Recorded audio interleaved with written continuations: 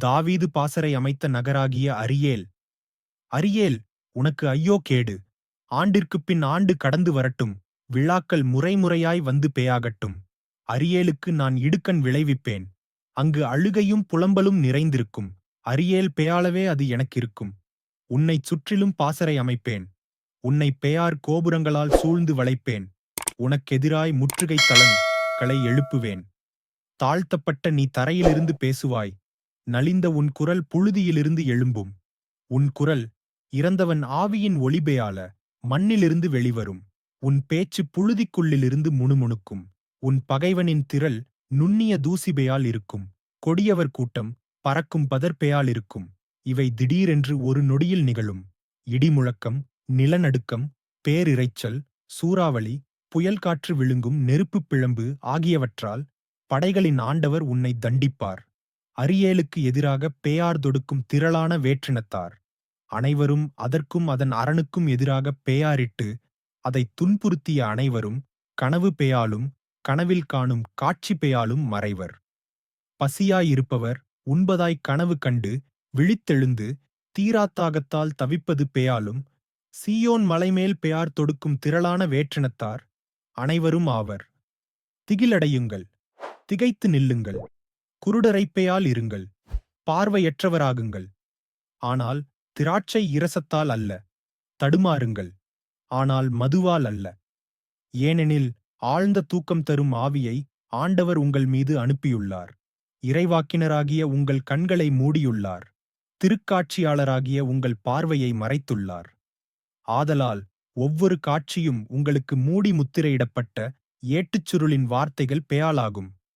எழுத்தறிந்த ஒருவரிடம் இதை படியும் என்றால் அவர், என்னால் இயலாது, இது மூடி முத்திரையிடப்பட்டுள்ளதே என்பார்.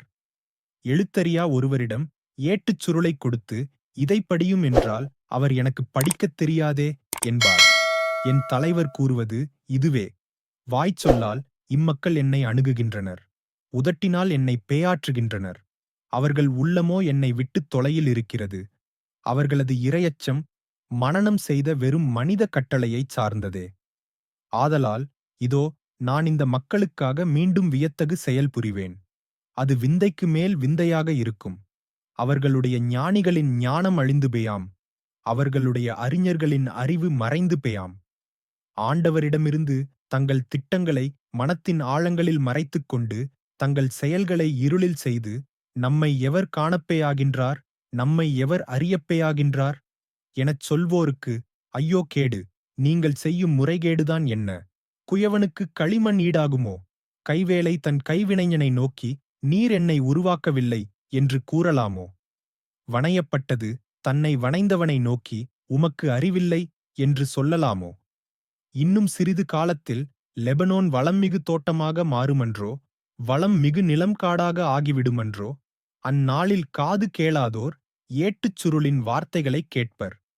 பார்வையற்றோரின் கண்கள் காரிருளிலிருந்தும் மையிருளிலிருந்தும் விடுதலையாகி பார்வை பெறும். ஒடுக்கப்பட்டோர் மீண்டும் ஆண்டவரில் மகிழ்ச்சி பெறுவர்.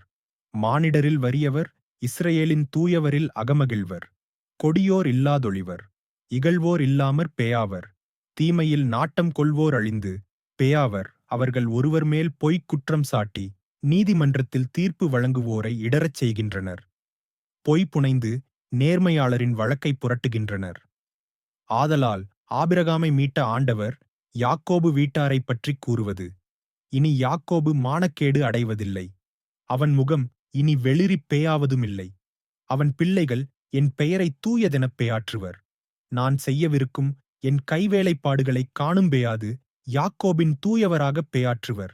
இஸ்ரவேலின் கடவுள் முன் அஞ்சி நிற்பர். இந்த வசனம் உங்கள் இதயத்தை தொட்டதா? அப்போ லைக் பண்ணுங்க, காமெண்ட் போடுங்க, ஆமென் அப்படின்னு. சப்ஸ்கிரைப் பண்ணுங்க இன்னும் ஆழமான வேதாகம வார்த்தைகளுக்காக.